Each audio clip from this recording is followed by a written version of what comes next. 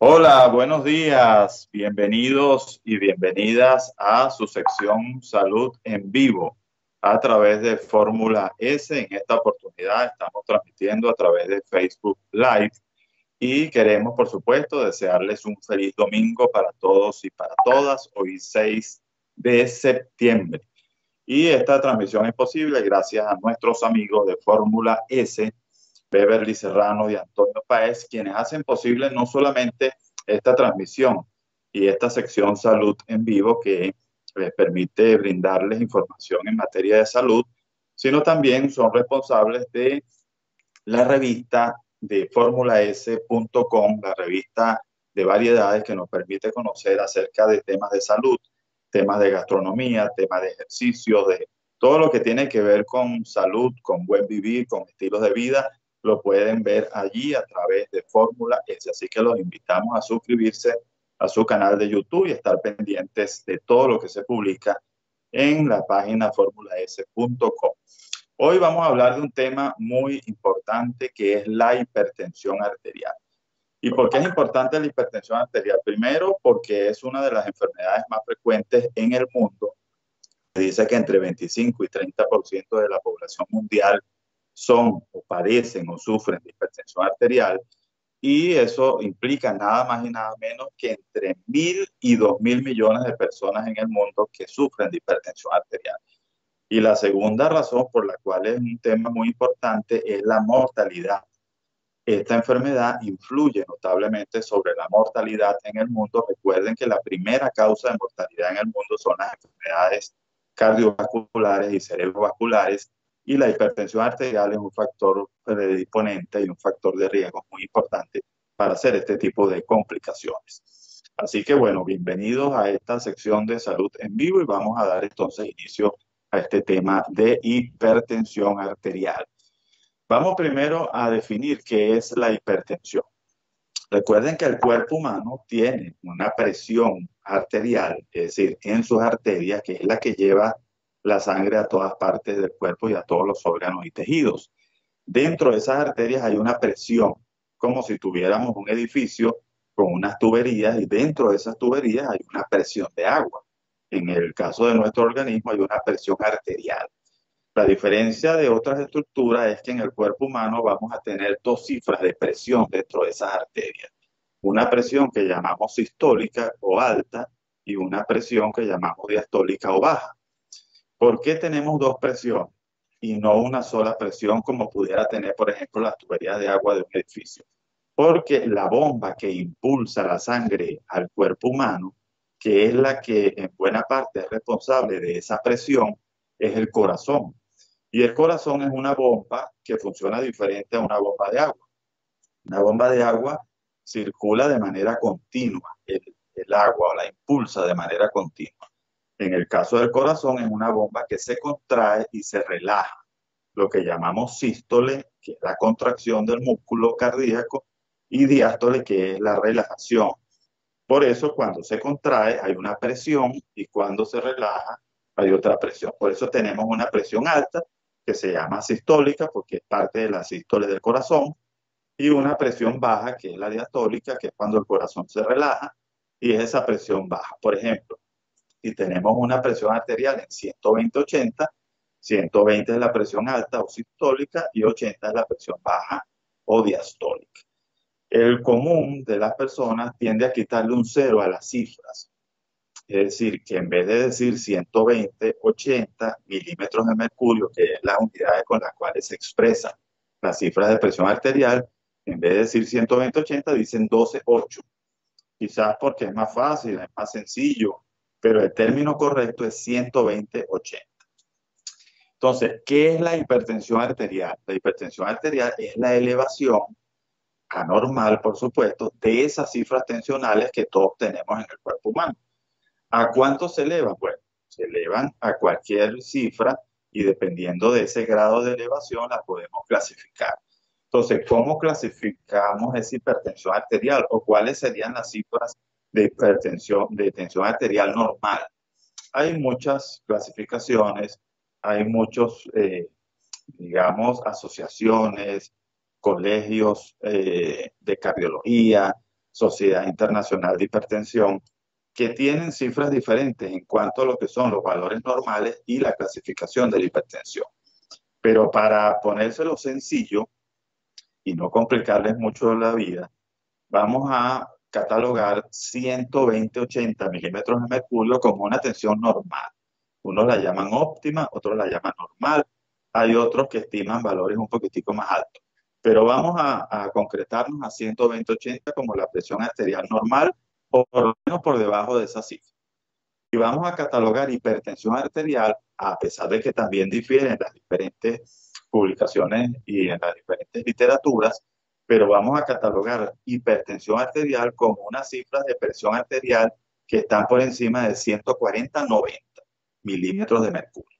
Lo que está encima de esos valores sería hipertensión arterial. Por debajo de esos valores, sobre todo por debajo de 120-80, es una presión arterial normal. ¿Cómo la vamos a medir? Muy sencillo. Eso se mide con unos aparatos que se llaman tensiómetros, que son bastante accesibles, que mucha gente los tiene en su casa, que hay diferentes marcas, hay diferentes modelos, hay diferentes formas de funcionamiento de los tensiómetros, pero los más comunes son, por ejemplo, este que tengo aquí. Vamos a ver si lo podemos ver. Este es un tensiómetro digital que se coloca en el brazo, en la región braquial, y es el que más comúnmente se utiliza. Hay algunos tensiómetros que miden la presión arterial a nivel de la muñeca, otros, por supuesto, como la mayoría a nivel de la región braquial. Hay unos que son de mercurio, que son esa columna que va subiendo en la medida que usted va teniendo tensionales más altas. Hay otros que son manuales, en el sentido de que tienen un relojito tipo manómetro que va midiendo. Hay otros digitales, como el que les acabo de mostrar. Hay diferentes tipos de tensiómetros. Todos, por supuesto, tienen su utilidad. Pero si quieren que les recomiende uno en particular, es el tensiómetro que mide la presión en el brazo, en la región braquial, y los manuales, pues los que tienen el famoso relojito manómetro que uno permite ir viendo o ir midiendo las cifras de presión arterial cuando uno está ocultando con un estetoscopio, que tendrías que tenerlo, por supuesto, para poder precisar las cifras de presión arterial. De tal forma que hay muchísimos tipos de modelos, pero yo les recomendaría el modelo y la técnica auscultatoria. La técnica auscultatoria es esa. Ponemos el brazalete a nivel del brazo, por supuesto. Con, usamos el tensiómetro de la manera correcta, ya vamos a ver algunas figuras relacionadas con eso. Y nos colocamos el estetoscopio y vamos escuchando unos sonidos que son los que nos permiten decir, cuando empiezan a escucharse, cuál es la presión arterial alta, y cuando dejan de escucharse, cuál es la presión arterial baja o diastólica. Esa es la forma de hacer el diagnóstico, tomándose o midiéndose la presión arterial de manera rutinaria. Porque hay otra clasificación de la hipertensión arterial que es muy sencilla, que se clasifica en hipertensión arterial primaria o esencial e hipertensión arterial secundaria, que, como su nombre lo indica, es secundaria a otra enfermedad.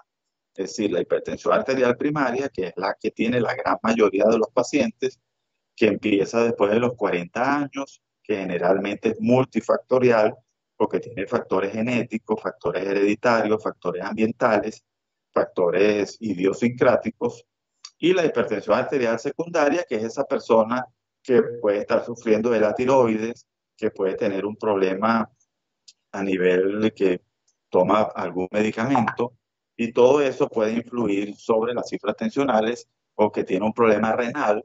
En el caso, pues nosotros los nefrólogos la detectamos muchísimo, personas que tienen afectación de su riñón, y eso hace que la presión arterial se eleve.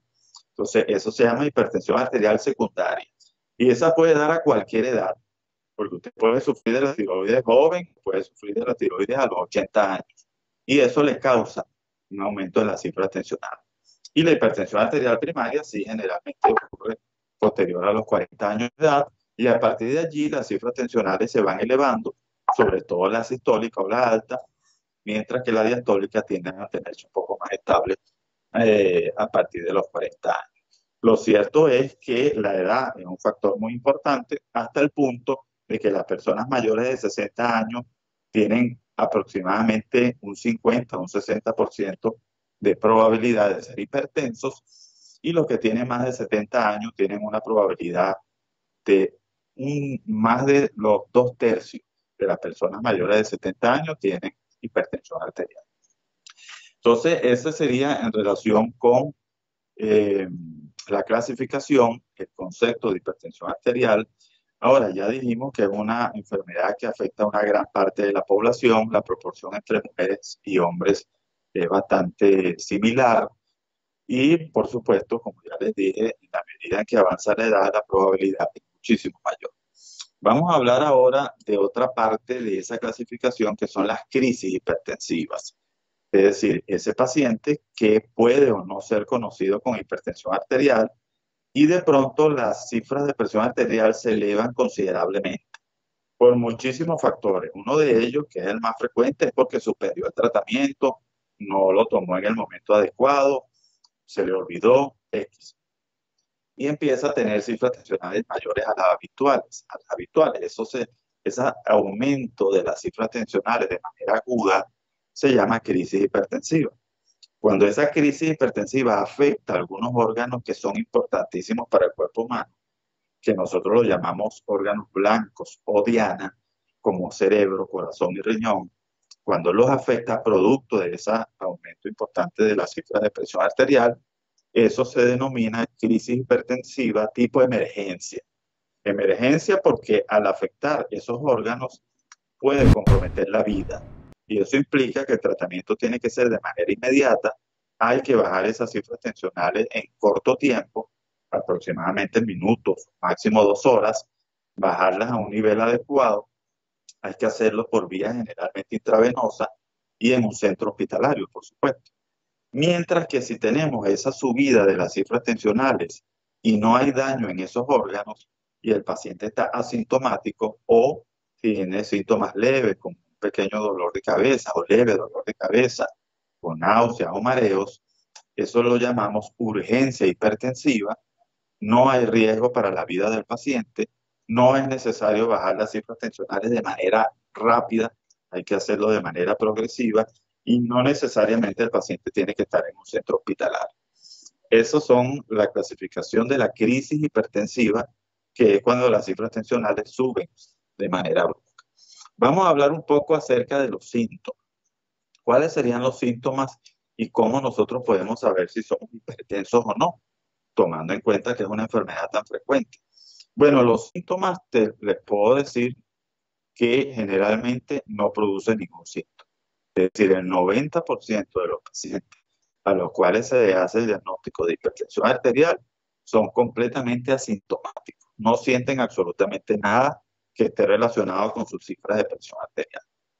¿Cómo se hace el diagnóstico? Porque en algún momento alguien les midió las cifras tensionales o tuvieron alguna otra causa por la cual acudieron al médico y le tomaron o le midieron la presión arterial. A lo mejor se fueron a operar de algún problema de catarata o un apéndice, o la persona simplemente se quiso medir la presión arterial como por un chequeo. Anteriormente era más factible hacer el diagnóstico porque toda aquella persona que iba a obtener el certificado de salud para conducir, siempre había que medirle las cifras de presión arterial. Y claro, como una gran parte de la población conduce o maneja vehículos, entonces casi todo el mundo tenía que sacarse la licencia y tenía que sacarse todos los años su certificado de salud o su certificado para conducir. En ese momento, cuando le medían la presión arterial, se hacía el diagnóstico. Y la persona no acudía por ningún síntoma, simplemente acudía para hacerse su certificado de conducir. Hoy en día eso debería mantenerse, sin embargo, ya sabemos que en muchos consultorios donde se piden o se entregan o se elaboran certificados para conducir, muchas veces no se mide la presión arterial. Yo creo que uno de los llamados que podemos hacer en relación con esta charla de hoy es que en esos sitios donde se hacen esos certificados para conducir, que se siguen realizando en toda Venezuela, hagan énfasis en medir las cifras de presión arterial. Es muy importante para hacer el diagnóstico precoz y poder empezar un tratamiento, porque si no da síntomas, las personas tienden a pensar que no sufren de esa enfermedad y por lo tanto ni acuden al médico, ni se miden la presión arterial, ni mucho menos toman tratamiento. Entonces, uno de los grandes problemas que uno ve en esta enfermedad, la hipertensión arterial, es tres cosas. Una, que hay un gran número de pacientes que son hipertensos pero que no lo saben. Es como un 30% de esa gran cantidad de pacientes hipertensos que lo son, pero ellos no lo saben, no se han enterado porque nunca se ha medido la presión arterial. La otra condición de los hipertensos o de las personas con hipertensión arterial es que hay otro grupo importante, también un 30 o un 40% de los pacientes, que sí saben que son hipertensos, pero no reciben tratamiento, porque ellos piensan que no es necesario el tratamiento sencillamente porque se sienten bien y al no tener ningún síntoma, pues no le prestan mayor atención al tratamiento. No es lo mismo tener un dolor o tener fiebre y uno tomarse un tratamiento, porque en el momento en que se te pasa la fiebre, pues tú dices, bueno, el tratamiento fue efectivo. Pero en el caso de la hipertensión arterial, como no tienes ningún síntoma, quizás no hay ningún estímulo para que la persona ingiera el medicamento o el tratamiento, y eso tiende a no crear una buena adherencia al tratamiento. Entonces, una buena parte de los pacientes hipertensos que no toman tratamiento. Y hay otra parte de los pacientes hipertensos, lamentablemente, que sí toman el tratamiento, pero que no están controladas sus cifras tensionales. Porque está la falsa creencia de que como yo me tomo mi medicamento, yo estoy bien. Y como no tengo ningún síntoma, pues más aún pienso que estoy bien.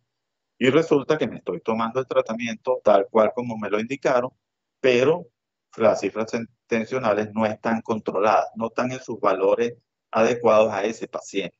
Entonces es prácticamente un tratamiento que es insuficiente y que a la larga se van a producir daños en los diferentes órganos producto de esta hipertensión arterial mal controlada. Entonces vean la dificultad de este problema, de esta situación de la hipertensión. Pacientes que no saben que son hipertensos, pacientes que no toman tratamiento porque no les da la gana, porque sencillamente no se sienten mal, y pacientes que toman el tratamiento pero no están controlados. Y cuando nosotros observamos el número de pacientes hipertensos que sí se toman el tratamiento, hacen su dieta, hacen ejercicio y tienen su presión arterial controlada en los valores adecuados, eso es una cosa que yo diría que es prácticamente excepcional. Es un número muy pequeño de pacientes.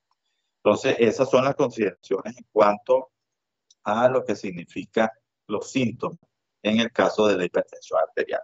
Ya hablamos del tratamiento y hablamos del diagnóstico y vamos a hablar de un estudio que es sumamente importante para hacer el diagnóstico, que se llama el monitoreo ambulatorio de la presión arterial. ¿Qué es lo que pasa? Que cuando usted va al médico para hacerse cualquier chequeo, para hacerse cualquier estudio o simplemente consulta por cualquier otro motivo, el médico generalmente lo primero que hace es medirle sus cifras de presión arterial. Muchas veces esas cifras de presión arterial están elevadas y uno pudiera pensar que la persona es hipertensa, pero resulta que hay una condición que está muy bien descrita en la literatura que se llama hipertensión de bata blanca, tal cual se llama de esa forma, hipertensión de bata blanca. Eso significa que la persona, cuando va a una consulta médica y se encuentra en un consultorio, en un centro de salud, tienden a aumentarle las cifras tensionales que normalmente tienen o las basales. Y eso es catalogado muchas veces como que son hipertensos y resulta que cuando salen del ambiente hospitalario, cuando se toman o se miden la presión arterial en su casa o en cualquier otro ambiente, las cifras tensionales son menores. Esto se llama hipertensión de bata blanca, es decir, una tensión arterial que se sube en el ambiente médico y en el ambiente hospitalario. Entonces, ¿qué es lo que pasa? Que hay pacientes que uno no le puede hacer el diagnóstico de que son hipertensos en el consultorio porque sencillamente esas cifras tensionales quizás no sean las que él tiene normalmente en el resto de su ambiente donde se desenvuelve. Y para eso entonces uno le hace un control ambulatorio. Hay dos formas de hacerlo. Que la persona tenga un tensiómetro y se mida la presión arterial en su casa cada ciertas horas o todos los días. Y hay otra forma que sería, bueno, por supuesto, que la persona tenga un centro de salud cercano a su casa y todos los días o varias veces al día vaya y le mida la presión arterial y se la noten.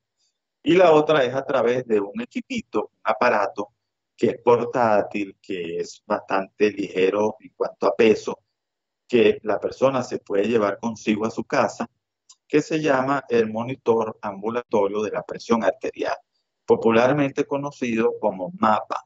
Y MAPA son las siglas de M de monitoreo, A de ambulatorio, P de presión y A de arterial. Es decir, monitoreo ambulatorio de la presión arterial. Uno le dice popularmente MAPA. Vamos a ponerte un mapa. Ese mapa es simplemente un aparato bastante pequeño que la persona lo lleva puesto, se lo guinda a través de un pequeño bolso y se le coloca el brazalete y esa persona se lleva eso y hace su actividad normal durante 24 horas. Va a su trabajo, está en su casa, hace su actividad completamente normal. ¿Cuál es la ventaja de este monitor? Primero que él va a registrar la presión arterial eh, cada cierto tiempo de acuerdo a como el médico lo programa. Puede ser cada 15 minutos, cada 20 minutos, cada 30 minutos. Y él no solamente va a medir la presión arterial, sino que la va a registrar. Y una vez que pasen las 24 horas, que es el tiempo aproximado que uno hace ese monitoreo, ese aparato tiene un programa de computación que te permite hacer gráficos, tanto de barras como gráficos en forma de tortas, y una interpretación de cómo fue el comportamiento circadiano o cronobiológico de las cifras tensionales durante el día. ¿Qué importancia tiene esto? Primero, que te permite medir la presión arterial en tus condiciones habituales, es decir, caminando, estando en el metro, estando en tu trabajo, estando en tu casa, cocinando, etc. Eso te permite medir la presión arterial en el momento en que tú estás en actividad, cosa que no puedes hacer sino con ese dispositivo. Lo otro importante es que te permite medir la presión arterial cuando estás durmiendo, que evidentemente no hay otra forma de medirla cuando el paciente está durmiendo, sino es con este dispositivo.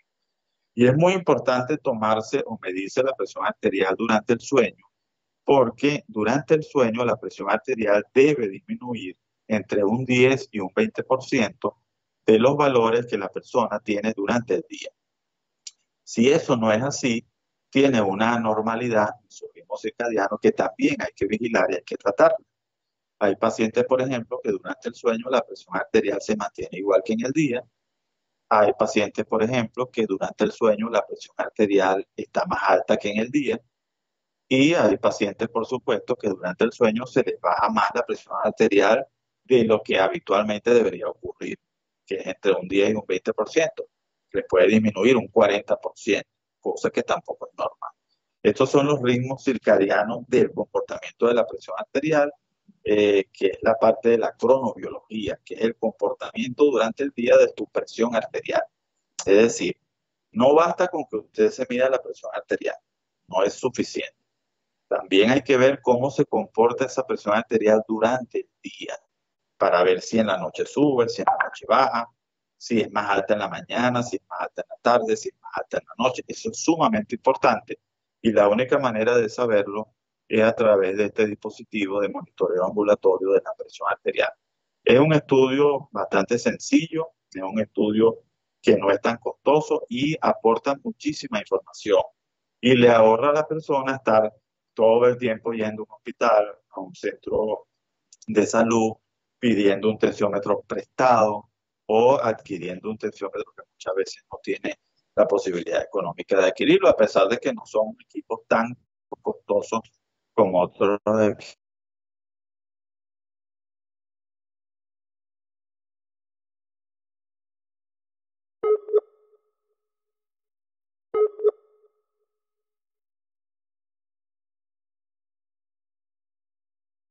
equipos que se usan en el campo de la salud. Entonces,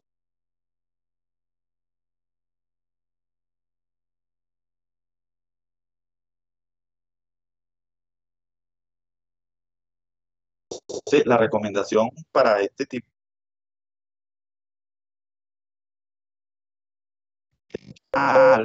pero cuando sales de la consulta, subirse la presión arterial y el paciente es hipertenso y en el momento en que estaba en el consultorio, pues la tensión curiosamente estaba normal. Es decir, que no se guíen solamente o no se conformen solamente con medirse la presión arterial cuando vayan al médico. Ese diría yo que es el peor momento para uno medir la presión arterial. Aunque, por supuesto, es parte del examen físico y tenemos que hacerlo, pero no es el momento adecuado porque muchos pacientes se alteran mucho cuando van a la consulta médica, tienen mucha ansiedad y eso cambia completamente los valores de la presión arterial. ¿Cuál es la posición correcta para medir la presión arterial? Tenemos un pequeño gráfico sobre ese punto. Lo ideal es que el paciente, claro, nosotros los médicos tenemos que tomar la atención en diferentes posiciones, tenemos que hacer varias medidas para estar seguros. Pero lo correcto sería que el paciente esté sentado.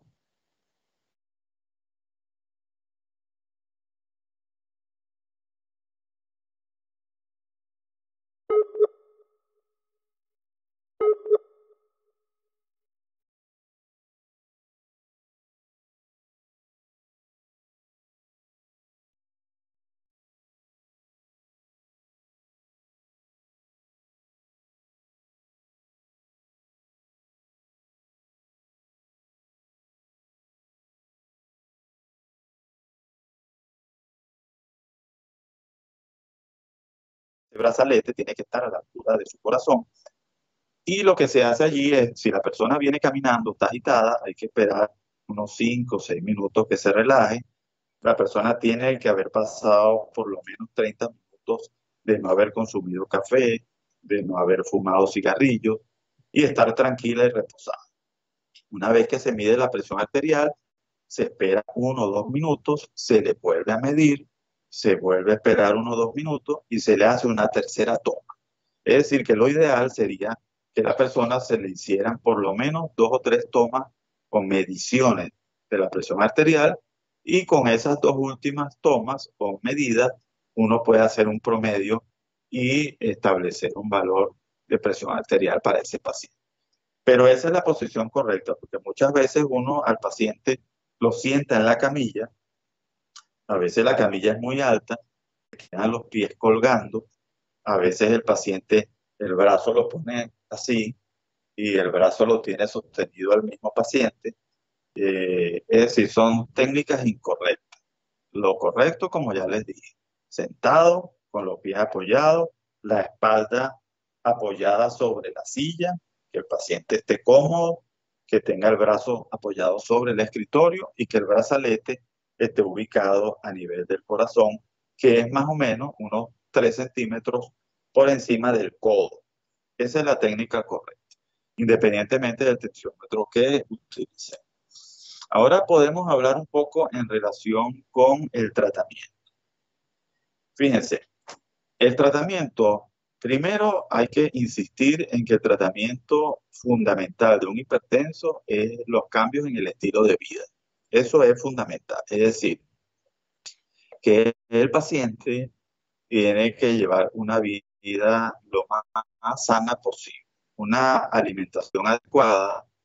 En las literaturas aparece como una dieta que ellos llaman DASH, es decir, DASH.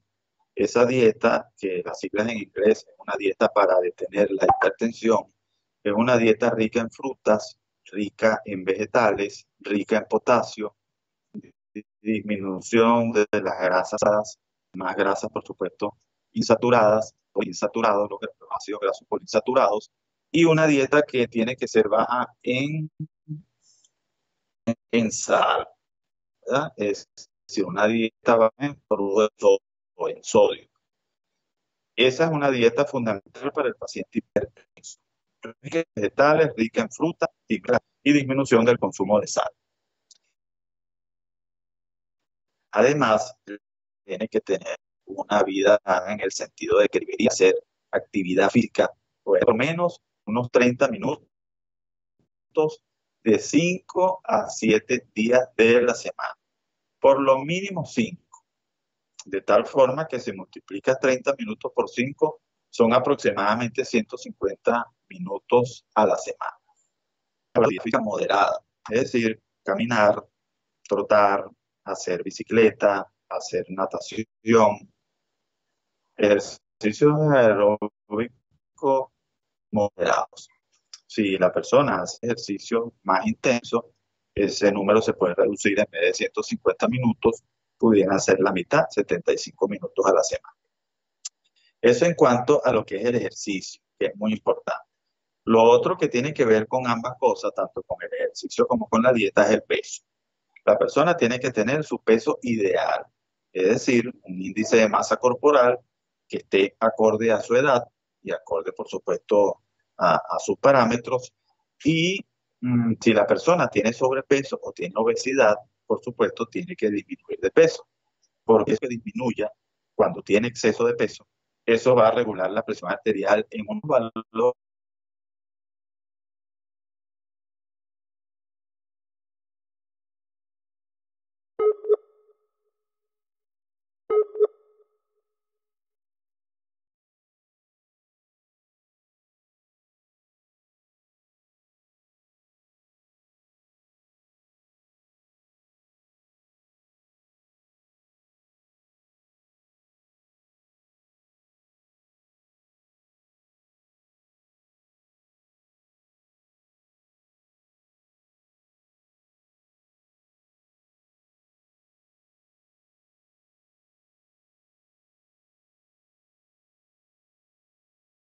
Es decir, que cuando se eliminan esos dos hábitos, también las cifras tensionales disminuyen en una proporción importante.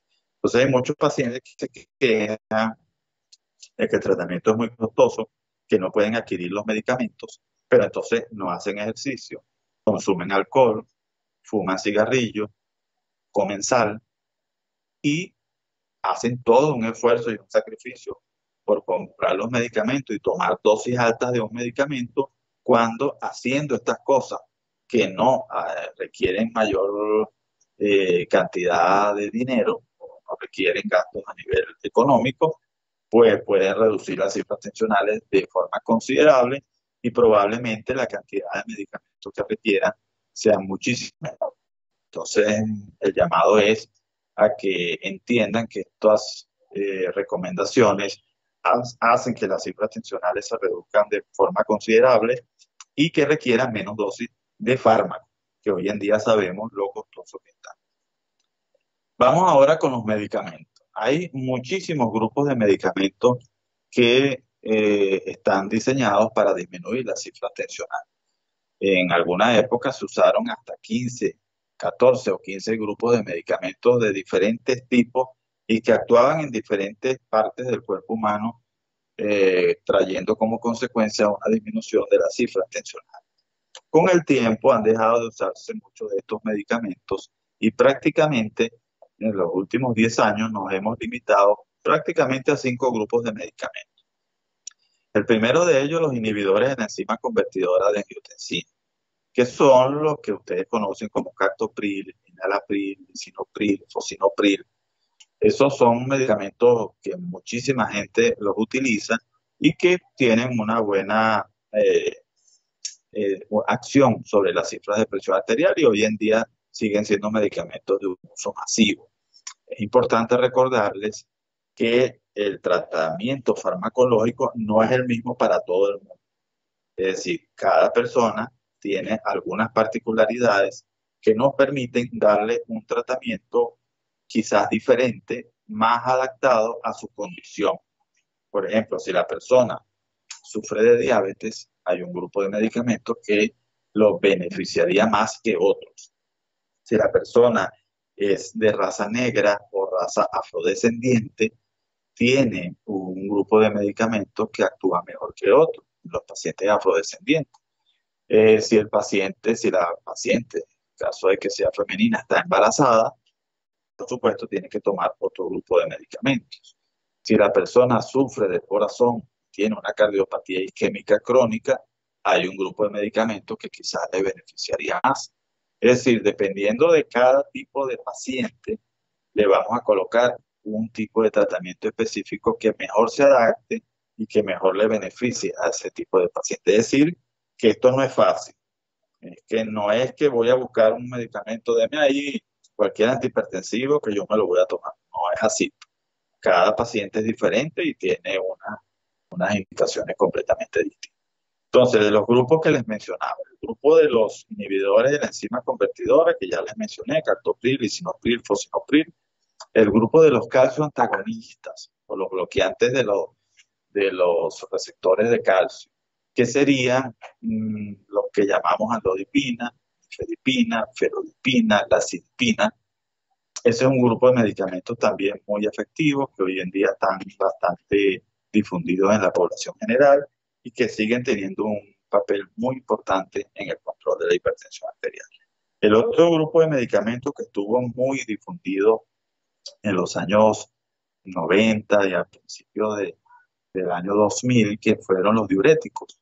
Los diuréticos que llamamos diuréticos tiacídicos, como la hidroclorotiazida o la clortalidona, son medicamentos que ayudan muchísimo al control de la hipertensión arterial y muchas veces se pueden dar tanto solos como asociados a otros medicamentos. Recuerden que los medicamentos que estamos hablando no solamente se pueden dar solos, sino que muchas veces podemos dar uno a dosis baja con otro a dosis baja y combinarlos.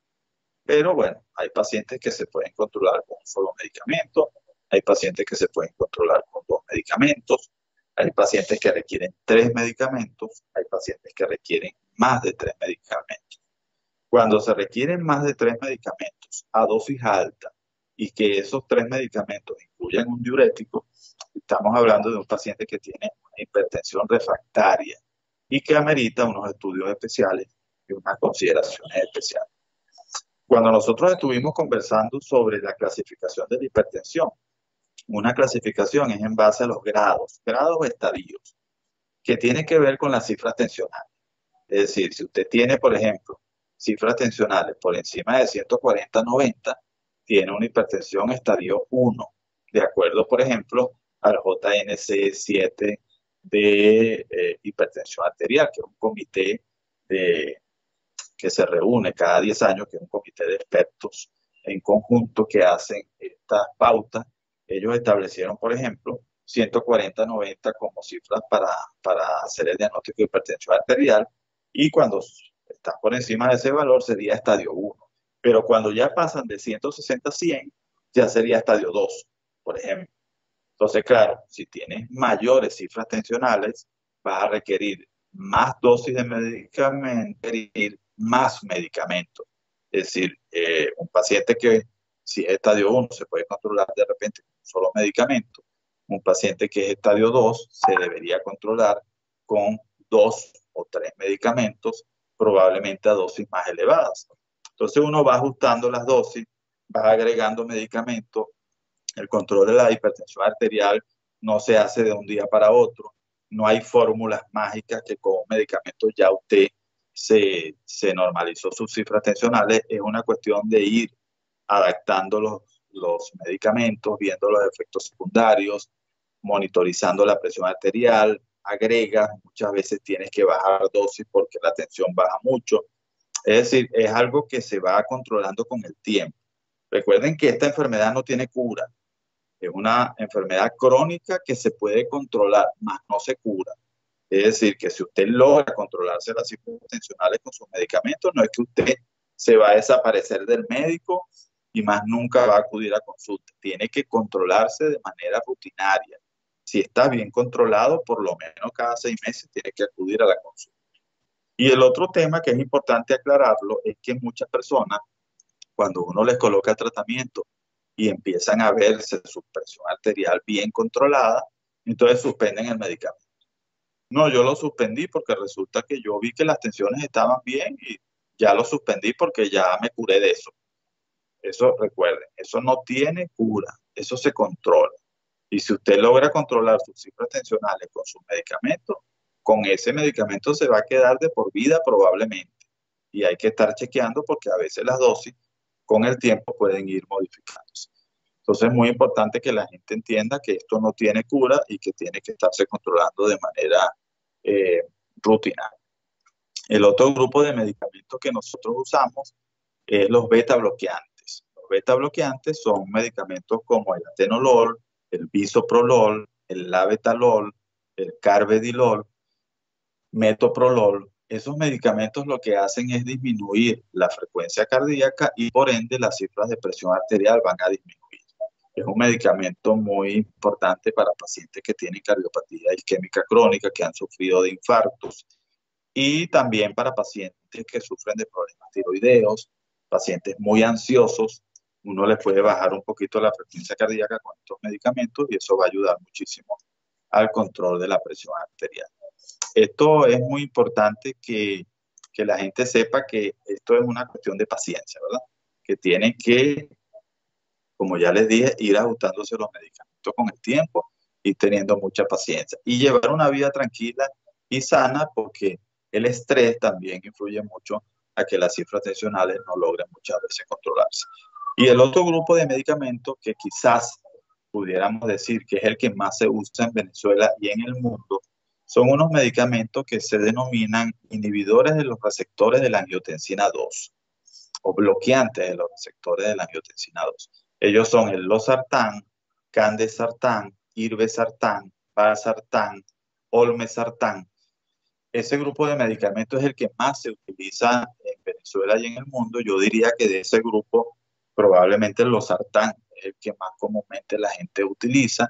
Es un buen medicamento, se puede dar incluso una sola vez al día, lo cual es cómodo para el paciente y es un medicamento relativamente accesible en cuanto a costos. Por supuesto, hoy en día los costos son muy elevados de cualquiera de ellos, pero es un medicamento bastante efectivo y que muchas veces él solo pudiera controlar las cifras tensionales si no están muy elevadas. Lo más importante también que quería recomendarles era en qué momento tomarse el tratamiento. Es decir, la mayoría de los pacientes hipertensos se toman su tratamiento en la mañana.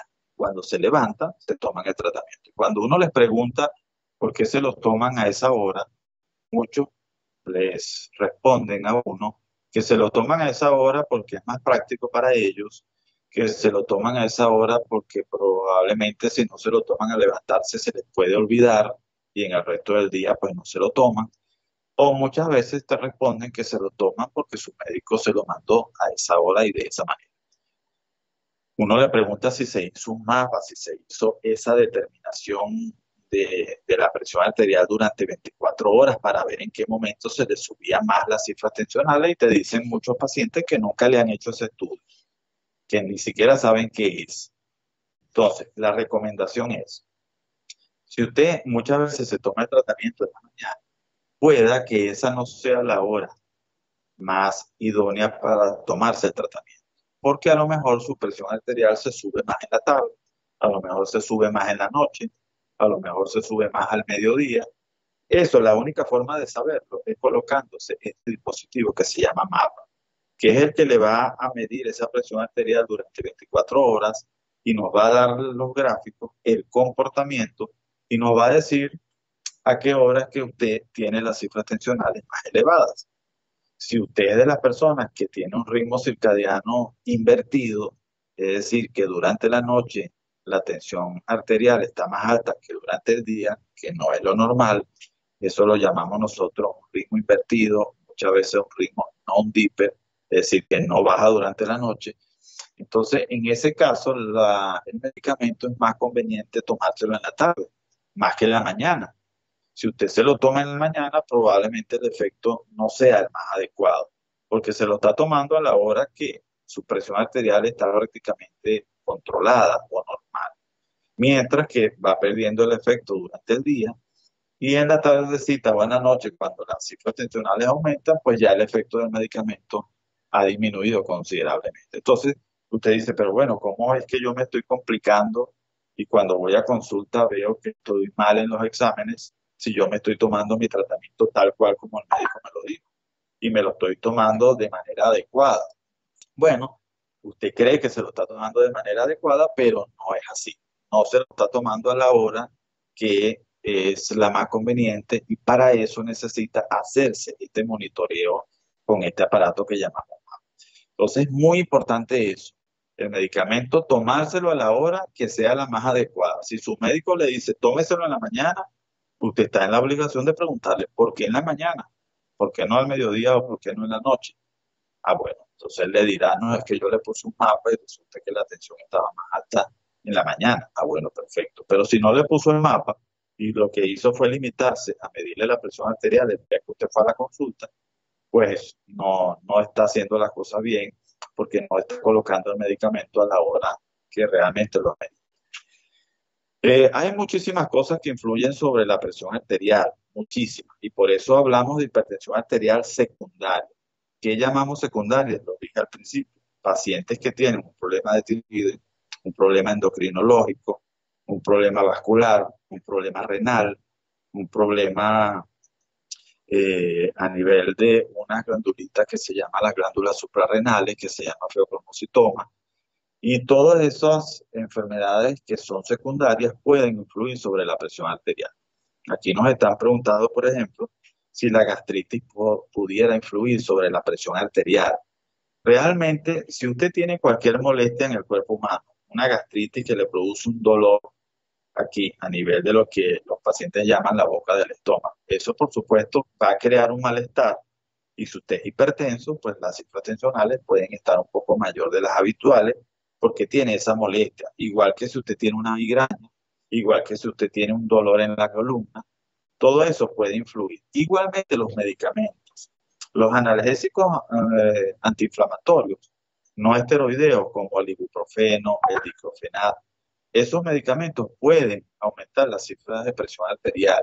Entonces muchas veces cuando nosotros revisamos al paciente hipertenso, vemos que toman mucho ibuprofeno o toman mucho acetaminofén, que la gente pudiera pensar que no influye sobre la presión arterial, también influye. Es decir, hay medicamentos que pueden producir aumento de la cifra tensional. Por ejemplo, los esteroides también pueden producir aumento de la presión arterial. Hay muchísimos medicamentos que aumentan la presión arterial, por eso es importante que los pacientes hipertensos vayan a su control, el médico hace una revisión y si hay algún medicamento que puede estar influyendo en que las cifras tensionales se eleven, por supuesto hay que cambiárselo y tratar de que no lo consuma en caso de que sea un paciente hipertenso. Es decir, que esto es un problema complejo, un problema multifactorial. ¿Y en qué consiste el control del hipertenso? Quizás ya para ir cerrando eh, la charla sobre hipertensión arterial. Fíjense, la hipertensión arterial va a repercutir sobre todo el cuerpo humano. ¿Por qué? Porque la sangre es transportada a todos los órganos y tejidos de su cuerpo.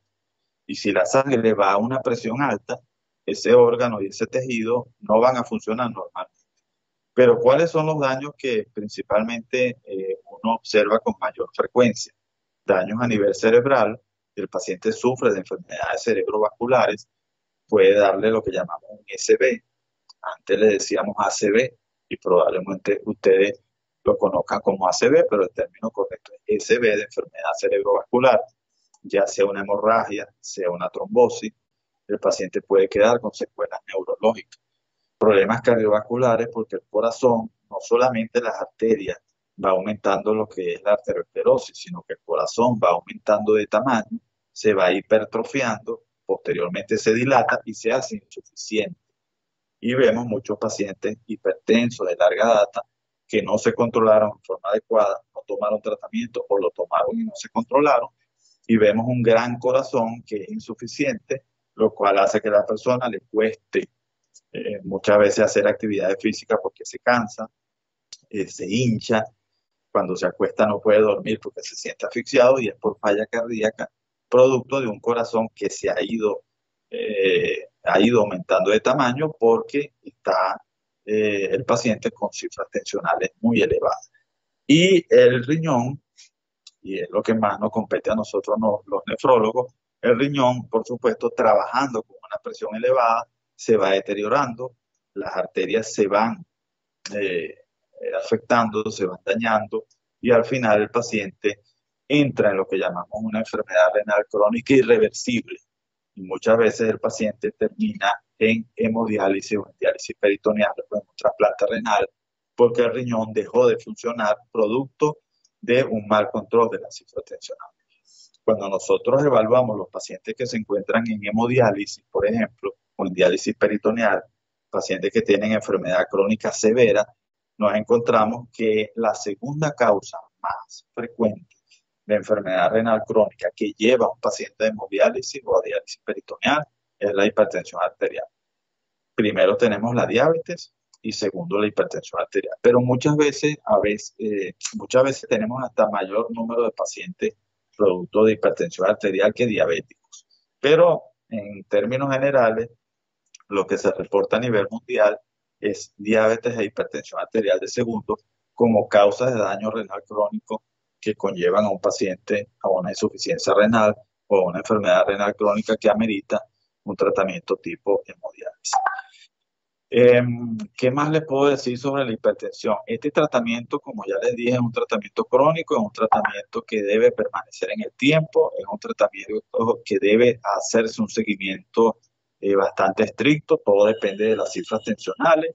Una vez que está controlada, por supuesto, puede ser más espaciada la consulta, pero nunca puede dejar de asistir a la consulta porque la hipertensión arterial no solamente uno tiene que evaluar las cifras, sino también tiene uno que evaluar el daño que puede producir la hipertensión en los diferentes órganos.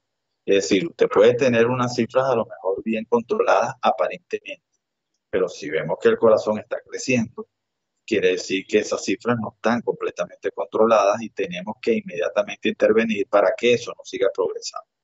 El otro tema es la retina.